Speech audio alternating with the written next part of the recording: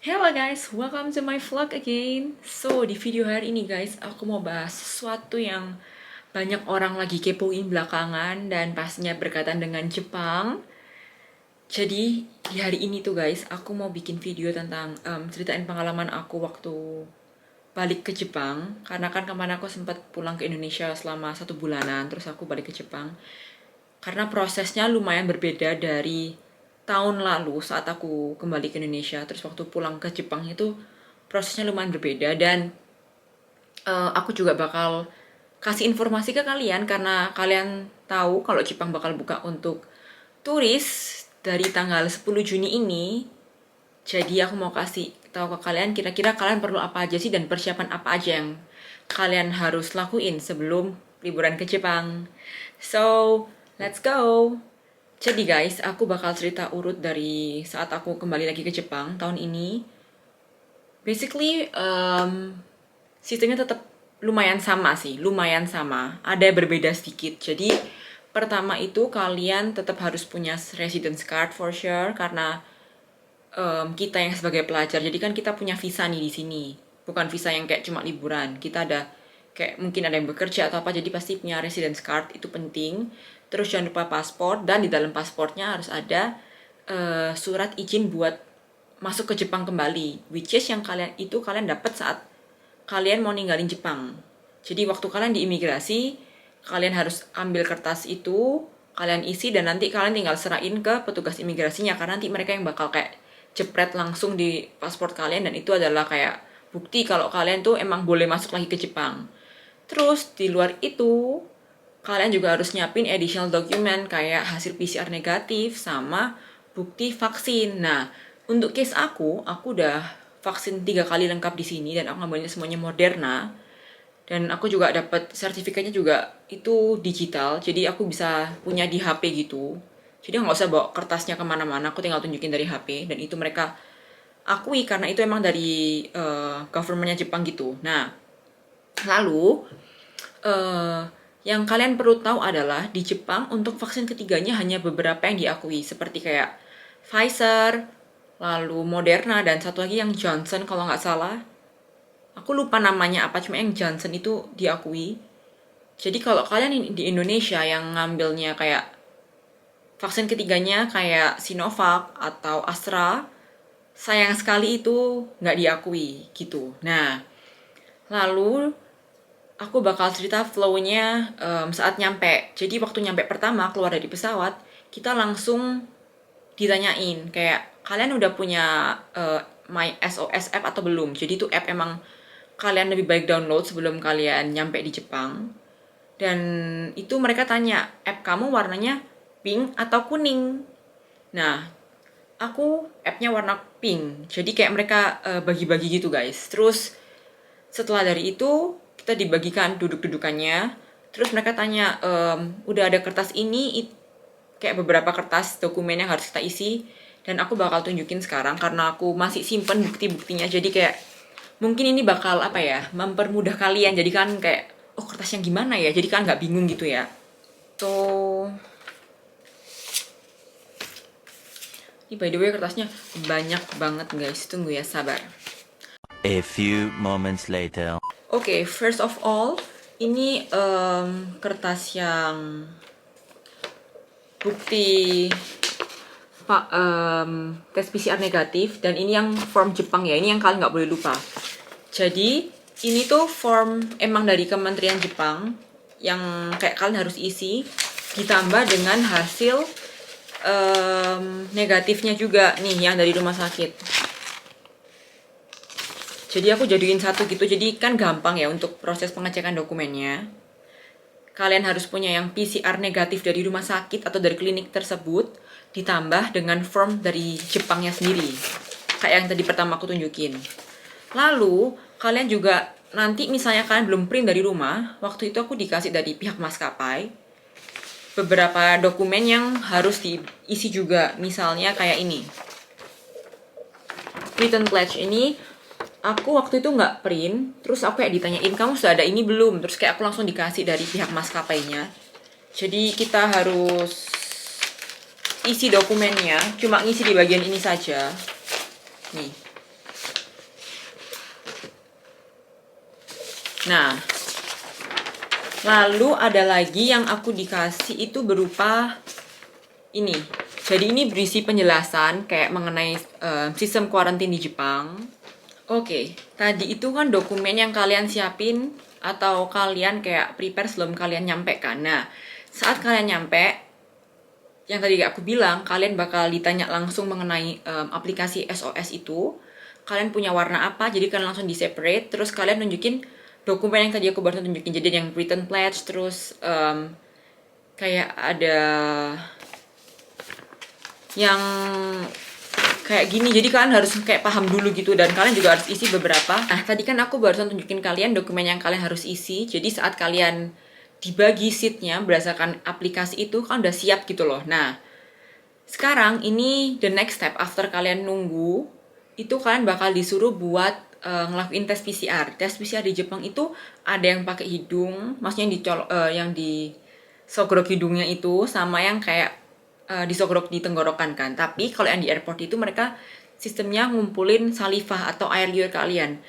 Jujur saat itu aku sangat kesusahan buat ngumpulin air liur, kayak lama banget. Bahkan orang yang sebelum aku aja udah selesai, sampai ganti orang lagi aku masih belum selesai. Terus kayak aku panik, aduh lama banget, karena aku kan nggak mau antri lama kan. Nanti nunggu hasilnya juga lama, semakin lama gitu kan. Nah, nanti kalian udah habis ngelakuin itu tes PCR, kalian bakal lanjut. Terus nanti kalian bakal ditanyai mengenai kayak dari mana flightnya, yang gimana, terus kayak suruh nunjukin paspor dan beberapa dokumen yang lain. Terus kalian bakal dapet form kayak gini nih. Nah, form kayak gini itu nanti orangnya bakal ngisiin, jadi kita bakal dapet dan kita tinggal bawa aja gitu. Terus nanti kalian lanjut lagi ke step berikutnya, itu ada lagi pengecekan. Kalian harus nunjukin kertas ini. Terus setelah ada pengecekan itu, kita harus nunggu sampai nomornya dipanggil. Jadi nomornya itu sama dia langsung ditempelin di belakang paspor waktu itu. Jadi kalian harus nunggu sampai nomor kalian disebut. Kalau nomor kalian disebut berarti artinya kalian free dari COVID. Jadi kalian bakal dapat kertas warna merah. Nih. Ini artinya negatif. Kalau nggak salah satu lagi tuh kalau nggak warna kuning, warna biru, aku lupa. Tapi kalau kalian negatif dari COVID, jadi kalian dapat warna merah ini. Lalu, setelah kalian dikasih tahu hasilnya, nomor kalian dipanggil, kalian dapat kertas merah ini, kalian bisa lanjut ke proses imigrasi biasa, which is normal-normal aja sih. Menurut aku kayak kalian tinggal antri di imigrasinya, dan menurut aku itu nggak antri karena emang flightnya lagi sepi. Kecuali mungkin kalian pakai maskapai yang dari Indonesia langsung dan full dengan orang Indonesia, mungkin bakal agak rame ya. Maksudnya bakal antri di imigrasinya. Cumanya di case aku untungnya nggak begitu rame, lancar-lancar aja. Dan setelah kalian imigrasi itu kan pengambilan bagasi nih, pengecekan barang-barang. Kalau di Jepang itu sebenarnya banyak kayak anjingnya muter-muter gitu guys. Jadi kayak buat ngecek ini ada kan mereka di training khusus nih. Jadi buat mastiin nggak ada yang bawa kayak produk-produk hewani kayak gitu, kayak misalnya abon atau pempek. Nah, itu karena ada beberapa case yang ketangkep. Jadi ya, aku bisa bilang itu prosesnya kayak hoki-hokian, karena ada yang sampai minta dibuka kopernya buat di make sure kalau kalian nggak bawa barang-barang atau produk-produk hewani yang mengandung hewani gitu. Dan aku waktu itu, dia cuma minta kertas ini, kertas biasa yang buat nunjukin kalau kalian kayak nggak bawa uang lebih dari nominal yang ditentukan, atau kalian nggak bawa barang-barang terlarang. Nah, dia cuma ngecek form itu doang, terus kayak dia nggak minta aku buka koper sama sekali, terus aku udah langsung bisa keluar gitu. Jadi ya sebenarnya prosesnya yang bikin lama itu adalah di tahap pengecekan sih guys, tes PCR-nya. Jadi tergantung dari warna app-nya, terus antriannya gitu sih. Jujur aku juga nggak ngerti perbedaan warna app yang pink dan kuning apa, karena di aku selalu pink. Tapi aku udah prepare dokumennya, jadi at least saat kalian udah nunggu di kursi sebelum dipanggil buat tes PCR itu, dokumen kalian sudah ready. Jadi kalian nggak bakal di skip gitu loh. Itu yang paling penting sih. Dan sekarang aku bakal bahas untuk persiapan kalian-kalian yang mau liburan ke Jepang. Jadi aku juga habis baca-baca dari sumber-sumber terpercaya kayak websitenya MOVA. Jadi seperti yang ada di websitenya MOVA, negara-negara itu bakal diklasifikasikan jadi 3 warna. Ada yang warna merah, warna kuning, dan warna biru. Dan menurut keterangan yang tertera di sini, kalau kalian sudah punya vaksin sertifikat, untuk negara warna merah itu kalian bagaimanapun juga kalian tetap namanya PCR test di airport. Even kalian punya atau tidak punya vaksin sertifikat. Kalau untuk negara yang jatuh di region warna kuning, kalian kalau punya vaksin sertifikat, kalian nggak perlu ambil tes PCR di airport setibanya kalian di sini. Untuk negara warna biru, di luar kalian punya vaksin sertifikat atau tidak, kalian tidak perlu sama sekali untuk melakukan tes PCR setibanya di Jepang. Nah, jadi balik lagi, peraturan itu akan berubah setiap saat, tapi per hari ini, per aku baca 1 Juni ini tetap seperti itu. Nanti aku juga bakal cantumin di bawah link-link yang aku gunakan untuk memberikan informasi ini ke kalian.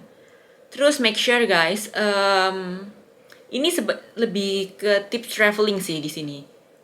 Aku tahu mungkin kalau di sini ntar kan jatuhnya harus kayak group traveling dan kedengarannya orang yang traveling atau turis itu tidak boleh bertemu dengan orang yang emang tinggal di sini. Jadi itu emang agak menyedihkan, cumanya ya udahlah ya. Dan aku mau ngasih tips gini, kalau kalian emang perginya grup, kelihatannya emang lebih murah, kalau bakal lebih ekonomis kalau kalian emang perginya dalam grup besar, jadi kalian bisa kayak naik bus atau apa. Sedangkan kalau kalian naik taksi, itu jatuhnya mahal banget guys. Taksi di sini harganya drastis banget sama taksi di Indo. Karena di sini kan kereta itu adalah suatu transportasi yang udah umum ya, jadi semua orang juga pakai itu di luar mereka orang mampu atau tidak, tapi kereta adalah transportasi yang sangat wajar digunakan untuk di Jepang. Jadi paling ekonomis dan paling cepat adalah pakai kereta. Even kereta itu ada delay-nya, ada keterlambatannya, cumanya of course naik kereta pasti bakal nyampe lebih cepat daripada naik mobil, karena naik mobil kan pasti kalian sempat kepotong lampu stopan, belum lagi macetnya Tokyo, dan kawan-kawan.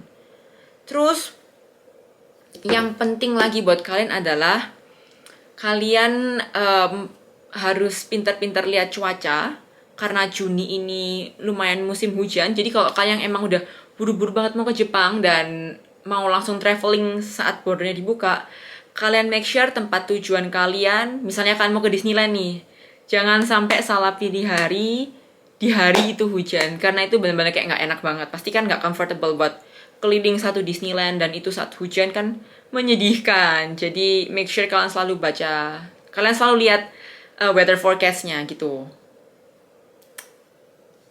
Dan kalian jangan lupa untuk browsing dulu atau tanya ke teman-teman kalian yang di Jepang enaknya pergi kemana ya, restoran rekomendasinya apa ya. Dan kalian kalau minta rekomendasi, silakan komen di bawah. Terus kalian minta tempat-tempat yang apa lagi, silakan tanya di bawah. Aku bakal jawab nanti. Oke guys, gitu dulu vlog dari aku kali ini. Aku harap vlognya ya berguna buat kalian yang mau persiapan pergi ke Jepang, baik orang yang di Indonesia dan mau kembali ke Jepang. Aku tunggu kedatangan kalian di sini dan sampai jumpa nanti. Bye bye.